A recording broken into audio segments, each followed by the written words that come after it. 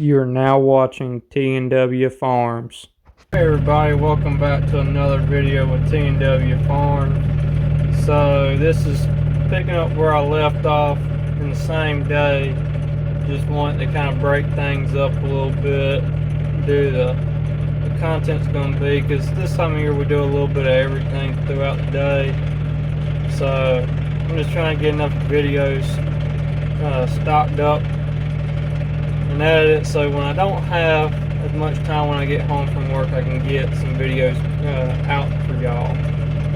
So I got the tedder hooked up to the New Holland TS 110 tractor right now, and just gonna crank it up, let it work the grease in, fold it up, and then it's gonna stay outside for probably another week until I can get some room cleaned out in the shop to put it for winter, or at least until we empty our hay barn out enough to store it in there.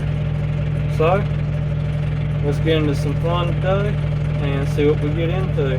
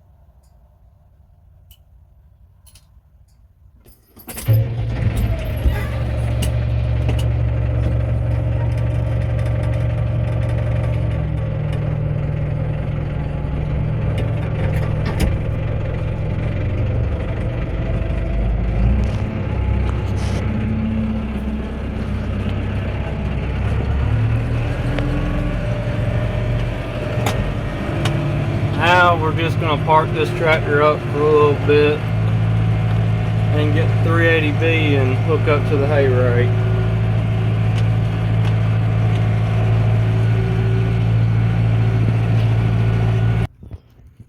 Alright, well, let's see if the 380B will start. It's a very cold natured tractor. It does not like the cold at all.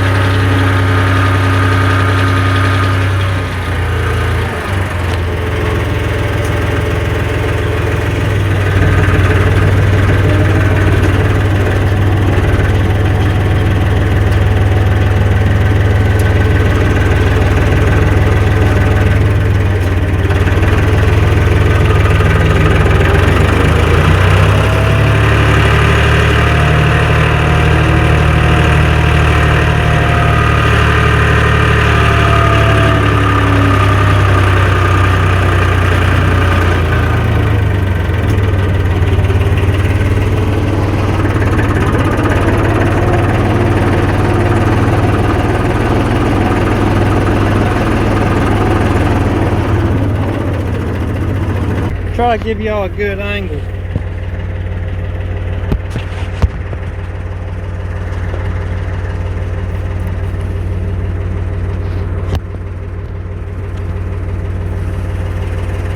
It'll work.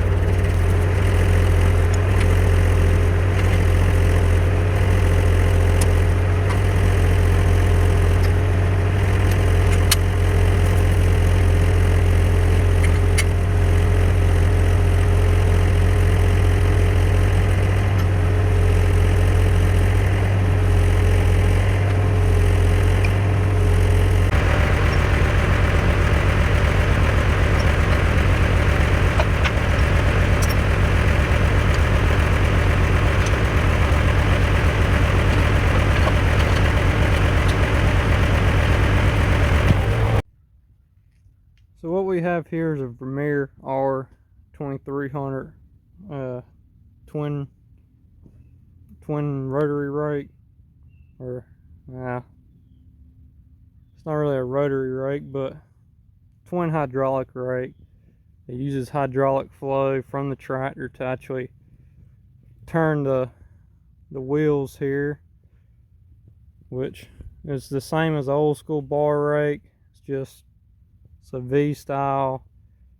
For our operation, we do run extending bolts out so it keeps hay from wrapping up in here, because, well, actually not really here, but on these bars here you'll get hay that will kind of weave itself in, and these bolts are supposed to help keep that from happening. Granted, a lot of them, as you can kind of tell, are bent, or some of them are snapped off, because with tall fescue it weaves in real easily in those grooves. But this is what we run, and the first cutting will be almost as narrow as a tractor is, as narrow as we can get it, essentially, with the back closed in, and still making a 4-foot wide windrow that's almost waist high. But the goal is we're going to get this pressure washed, because you see all the hay and dust and stuff, it builds up everywhere. We gotta cut out some hay that wraps up around the bearings, and from there grease it, check tires. They'll probably need some air in them, and put some penetrating grease where this machine actually moves and slides at. So let's get started with the pressure washing part.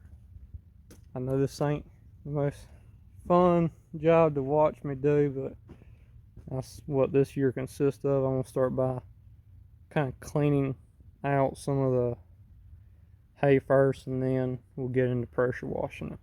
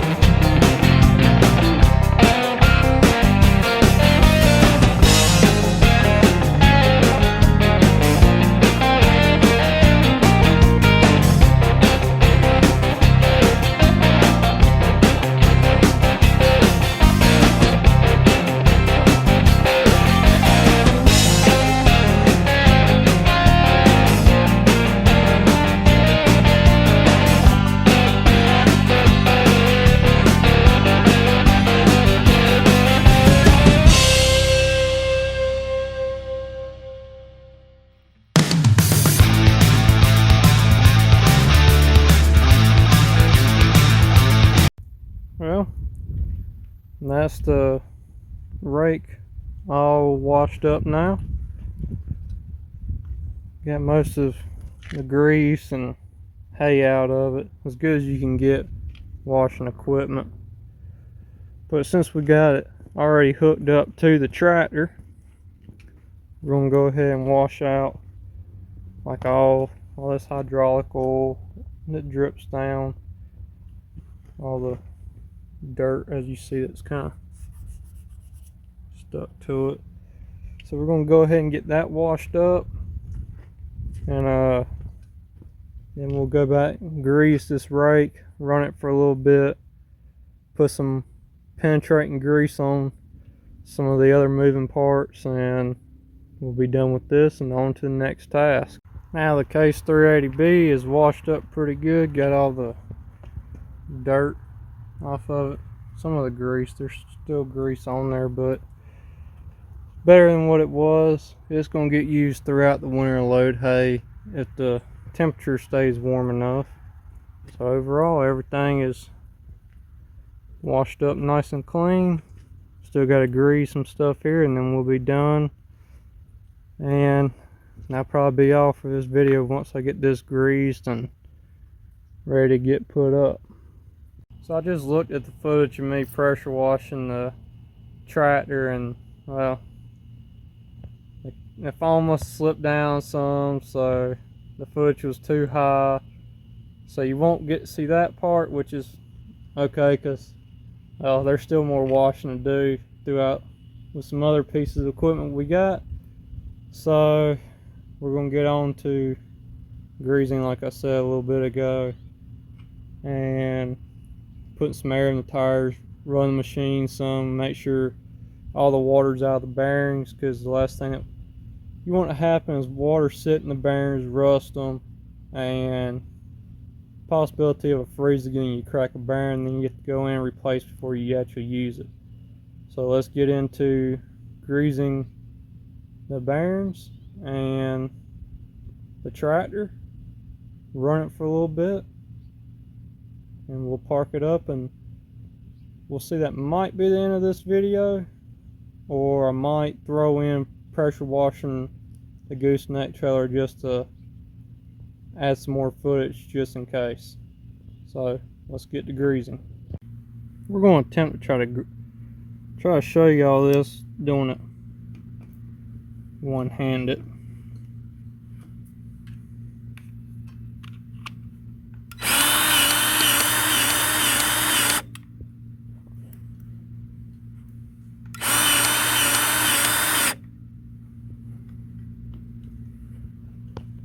That works okay. I want to speed this video up, just set y'all to the side, let you watch real quick, and then I'll get back to y'all when I'm done.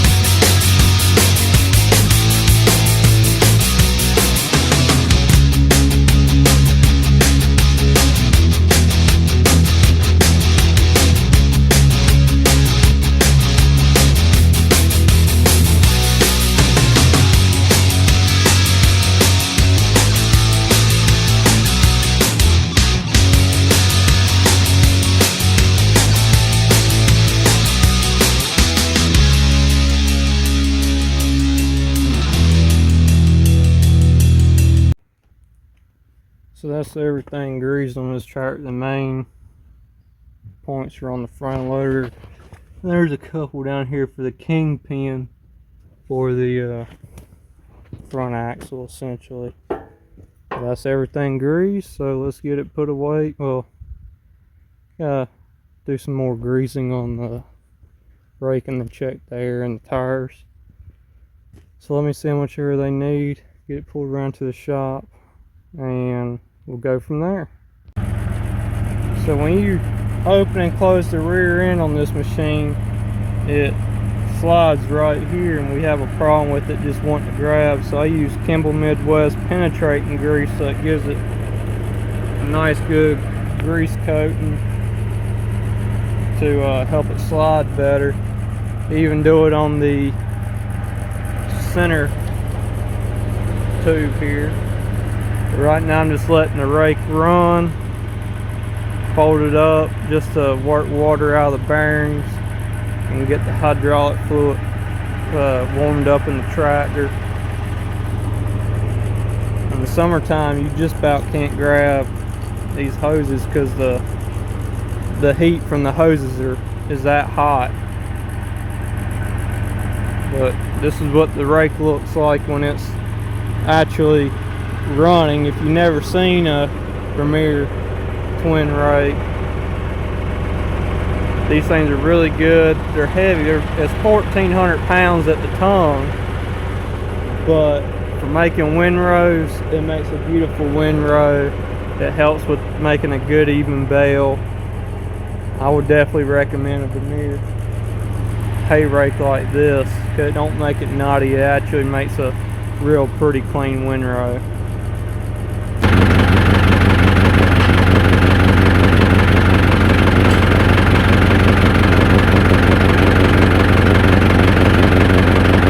Coming for some hay, so we're going to load a bale up and get ready for them to come.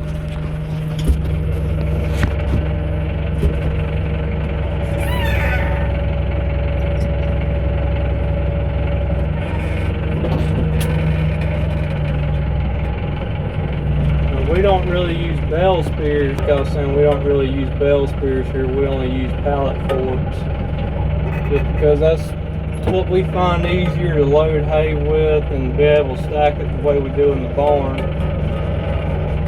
Plus, how some people like it loaded is rolled in, so that's what we're going to set up to do, is actually be able to roll this bale into the bed of somebody's pickup truck. I won't show any of that due to this privacy of my hay customers.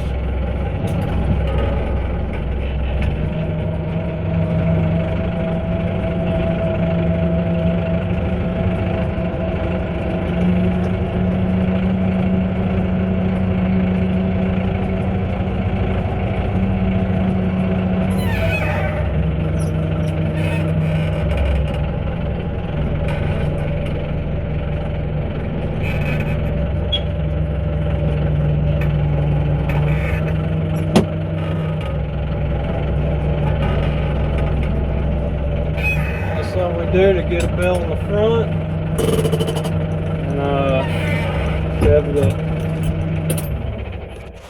load it in somebody's truck.